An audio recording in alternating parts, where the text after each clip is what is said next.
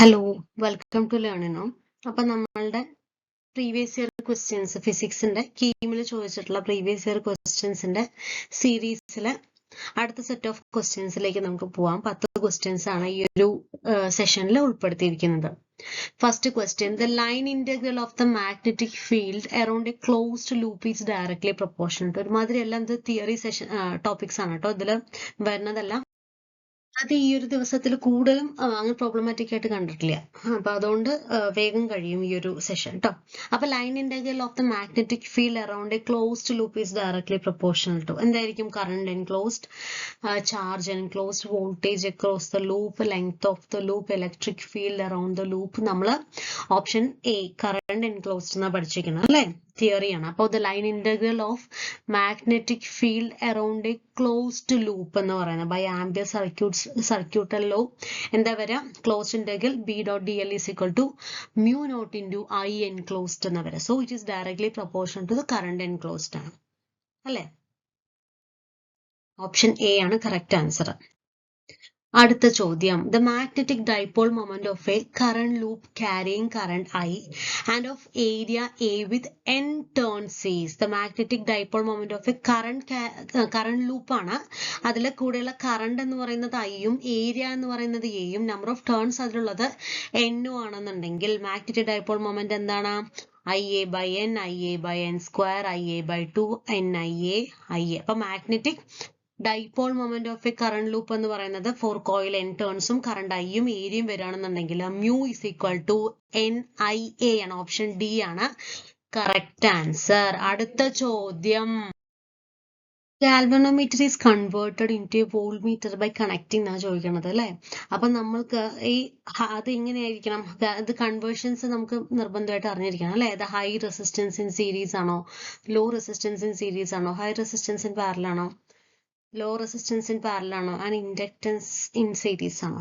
അപ്പൊ നമ്മൾക്ക് ഗാൽവനോമീറ്ററിനെ നമുക്കൊരു വോൾട്ട് മീറ്റർ ആക്കണം എന്നുണ്ടെങ്കിൽ ഈ ഗാൽവനോമീറ്ററിന് കൂടെ ഒരു ഹൈ റെസിസ്റ്റൻസ് ഇൻ സീരീസ് കൊടുത്താൽ മതി. ഗാൽവനോമീറ്റർ കൂടെ റെസിസ്റ്റൻസ് സീരീസ് ആണെന്നുണ്ടെങ്കിൽ ഹൈ റെസിസ്റ്റൻസ് ഇൻ സീരീസ് ആയിരിക്കും അല്ലെ. ഇനി ഗാൽവനോമീറ്ററിനെ നമ്മൾക്ക് അമ്മീറ്റർ ആക്കണം എന്നുണ്ടെങ്കിൽ ഒരു ലോ റെസിസ്റ്റൻസ് ഇൻ പാരലൽ ആണ് നമ്മൾ കൊടുക്കുക. ലോ റെസിസ്റ്റൻസ് ഇൻ പാരലൽ ആയിരിക്കും കൊടുക്കുക. അപ്പൊ ഇത് കാണാതെ പഠിക്കുക കേട്ടോ. ഷണ്ട് റെസിസ്റ്റൻസ് എന്ന് പറയാൻ അല്ലെ. അപ്പൊ ഗാലനോമീറ്ററിന് വോൾട്ട് മീറ്ററെ മാറ്റാം. To measure potential difference a voltmeter must have very high resistance അല്ലെ. പൊട്ടൻഷ്യൽ ഡിഫറൻസ് കിട്ടണമെന്നുണ്ടെങ്കിൽ മാക്സിമം റെസിസ്റ്റൻസ് അവിടെ കൊടുത്തിരിക്കണം. അതുകൊണ്ടാണ് ഹൈ റെസിസ്റ്റൻസ് ഇൻ സീരീസ് എന്ന് പറയുന്നത്. So a high resistance is connected in series with galvanometer. അപ്പൊ കറക്റ്റ് ആൻസർ എന്താണ്? Option A ആണ് correct answer. A resistance of a semiconductor, ഒരു സെമികണ്ടക്ടറിന്റെ റെസിസ്റ്റൻസ് എന്ന് പറയുന്നത് എങ്ങനെയാ? increases with increase in temperature, decreases with increase in temperature, is independent of temperature, become infinite at high temperature, become zero at high temperature. ഒരു സെമികണ്ടക്ടറിന്റെ resistance എന്ന് പറയുന്നത് temperature കൂടുമ്പോൾ resistance കുറയാണ് ചെയ്യുക. അതായത് നിങ്ങൾ negative coefficient resistance, positive coefficient resistance പഠിച്ചിട്ടുണ്ടാവും അല്ലെ. അപ്പൊ സെമികണ്ടക്ടറിലും കണ്ടക്ടറിലും ഇറ്റ് ഹാസ് ഇൻഡക്ടറിലാണെന്നുണ്ടെങ്കിൽ ഇൻസുലേറ്ററിലാണെന്നുണ്ടെങ്കിൽ അത് നെഗറ്റീവ് ടെമ്പറേച്ചർ, സെമികണ്ടക്ടറിലെ ഇൻസുലേറ്ററിലെ കണ്ടക്ടറിൽ കേട്ടോ. സെമി കണ്ടക്ടറിലാണെന്നുണ്ടെങ്കിലും ഇൻഡക്ടറിലാണെന്നുണ്ടെങ്കിലും negative temperature coefficient of resistance ആണ്. കണ്ടക്ടറിലാണെന്നുണ്ടെങ്കിൽ പോസിറ്റീവ് ടെമ്പറേച്ചർ കോഎഫിഷ്യന്റ് റെസിസ്റ്റൻസ് ആണ്. അപ്പൊ ഈ semiconductor negative temperature coefficient of resistance എന്ന് പറയുമ്പോൾ റെസിസ്റ്റൻസും കണ്ടക്ടിവിറ്റിയും അവിടെ എന്തായിരിക്കും? റെസിസ്റ്റൻസും ടെമ്പറേച്ചറും അവിടെ എന്തായിരിക്കും? Inversely proportional. ഒന്ന് കൂടുമ്പോൾ ഒന്ന് കുറയും. ഇവിടെ നോക്കൂ, സെമി കണ്ടക്ടറിൽ ടെമ്പറേച്ചർ കൂടുമ്പോൾ റെസിസ്റ്റൻസ് കുറയുന്നു അല്ലെ. അപ്പൊ ഒന്ന് കൂടുമ്പോൾ ഒന്ന് കുറയുന്നു പറയുമ്പോൾ അതെന്താണ്? സെമി കണ്ടക്ടറിന്റെ പ്രോപ്പർട്ടിയാണ്. ഇനി ഇൻസുലേറ്റർ തന്നിട്ടില്ലെങ്കിലും ഈ സെയിം സാധനം വരാം. ഇനി ടെമ്പറേച്ചർ ഇൻക്രീസസ്, റെസിസ്റ്റൻസ് ഇവിടെ ഇൻക്രീസസ് ആണ്. അതായത് increases with increase in temperature പറയുകയാണെന്നുണ്ടെങ്കിൽ അത് ഏതാണ്? അത് കണ്ടക്ടറിന്റെയാണ് കേട്ടോ. ഇത് ഏതിന്റെയാണ്? ഇത് കണ്ടക്ടറിന്റെ പ്രോപ്പർട്ടിയാണ് പറഞ്ഞത്.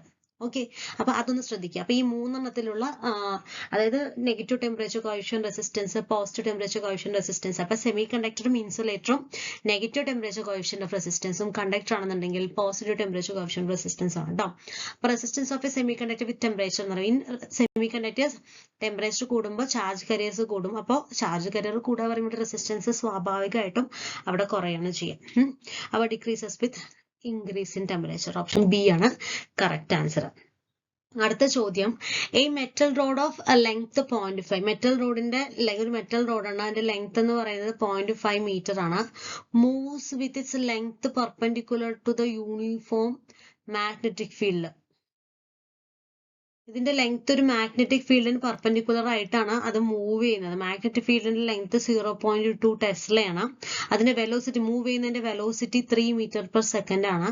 ഇൻഡ്യൂസ്ഡ് EMF ആണ് ചോദിക്കണം അല്ലെ, ഇൻഡ്യൂസ്ഡ് EMF ആണ് ചോദിക്കുക. അപ്പൊ എല്ലാം നമുക്ക് കിട്ടി. എന്താണ്? L is equal to 0.5 B ആണ്, 0.5 M ആണ്.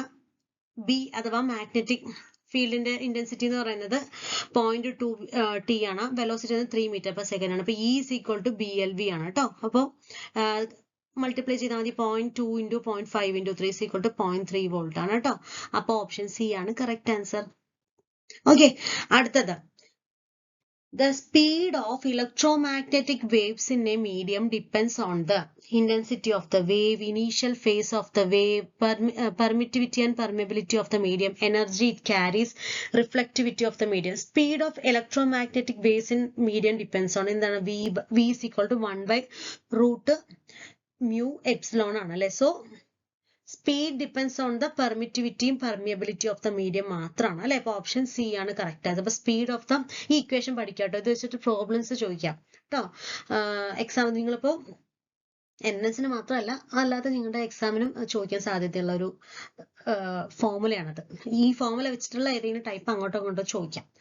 തിയറി ആണെങ്കിൽ അങ്ങനെ. ഇതിപ്പോ പ്രോബ്ലംസ് നമുക്ക് തരാണെങ്കിൽ മ്യൂവും എപ്സിലോണും തന്നു കഴിഞ്ഞാൽ നമുക്ക് അത് വെലോസിറ്റി കണ്ടുപിടിക്കാൻ പറ്റും. അപ്പൊ അങ്ങനെയുള്ള കാര്യങ്ങളാണല്ലോ നോക്കേണ്ടത്. അപ്പൊ speed of the electromagnetic waves in A medium എന്ന് പറയുന്നത് ഡിപ്പെൻസ് ഓൺ എന്താണ്? Permittivity and permeability of the medium. Option C ആണ് കറക്റ്റ് ആൻസർ.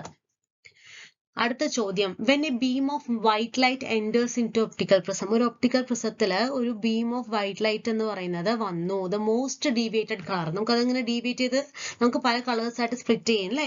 അപ്പൊ മോസ്റ്റ് ഡീവിയേറ്റഡ് ഏതാണെന്ന് ചോദിക്കണം. വയലറ്റ് ആണ് മോസ്റ്റ് ഡീവിയേറ്റഡ് കേട്ടോ. Most deviated colour in prism എന്ന് പറയുന്നത് ഏതാണ്? വയലറ്റ് ആണ്. In prism violet has minimum wave length ആയതുകൊണ്ടാണ് അത് most deviation, minimum wave length ആണ്. അപ്പോൾ മാക്സിമം റിഫ്രാക്റ്റീവ് ഇൻഡെക്സ് ഉണ്ടാവും.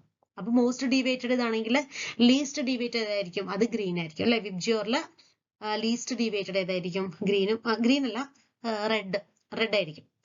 മോസ്റ്റ് ഡീവിയേറ്റഡ് ഏതാണ്? അത് വയലറ്റ് ആയിരിക്കും. The phenomenon of diffraction is most significant when the slit width is much larger than the wavelength, much smaller than the wavelength, comparable to the wavelength, equal to the screen distance, independent of the wavelength. Phenomenon of diffraction is most significant when the slit width എന്ന് പറയുന്നത് wavelength ആയിട്ട് comparable ആണെന്നുണ്ടെങ്കിൽ phenomenon of diffraction എന്ന് പറയുന്നത് അവിടെ significant ആവും അല്ലേ.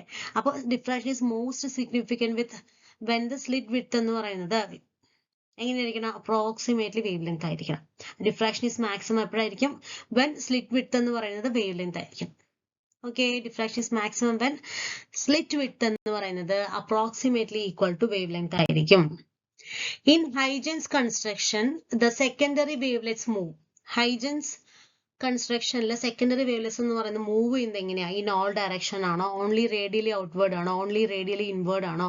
Only in the backward direction of the incident light ആണോ? In a direction perpendicular to the direction of the incident light ആണോ? മനസ്സിലായോ? അപ്പോൾ ഹൈജൻസ് കൺസ്ട്രക്ഷനിൽ സെക്കൻഡറി വേവ്ലെറ്റ്സ് എന്ന് പറയുന്നത് എല്ലാ ഡയറക്ഷനിലും മൂവ് ചെയ്യുന്ന ഒന്നാണ്.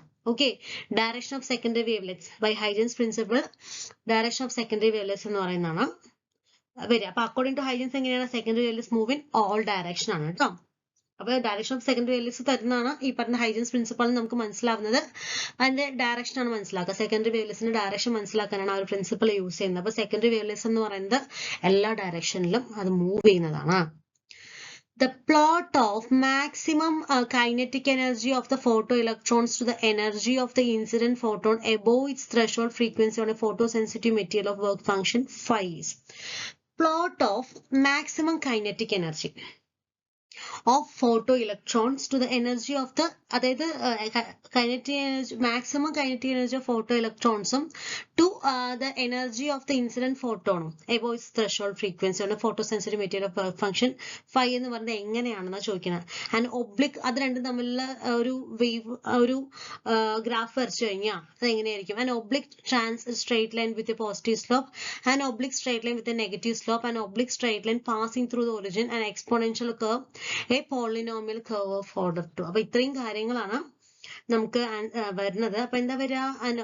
Oblique straight line with a positive slope ആണ്. അപ്പൊ maximum kinetic energy of photo electrons versus photo energy നമ്മൾ ചെയ്യുന്ന സമയത്ത് from Einstein's photo electric equation K max എന്ന് പറയുന്നത് h-5 ആണ്. ഇതെന്ന് പറയുന്നത് straight line with positive slope ആണ്. അപ്പോൾ കറക്റ്റ് ആൻസർ എന്ന് പറയുന്ന ഒരു oblique straight line with a positive slope ആണ് വരിക. ഓക്കെ, അപ്പൊ അത്രയാണ് ഈ ഒരു സെഷനിൽ നമുക്കുള്ളത്. ഇത് ഇനി ഒരു സെഷൻ കൂടെ കഴിഞ്ഞ് കഴിഞ്ഞാൽ നമ്മുടെ പ്രീവിയസ് ഇയർ ക്വസ്റ്റ്യൻസ് കഴിയും. ഓക്കെ, മറ്റൊരു വീഡിയോ ആയിട്ട് കാണാം. Thank you.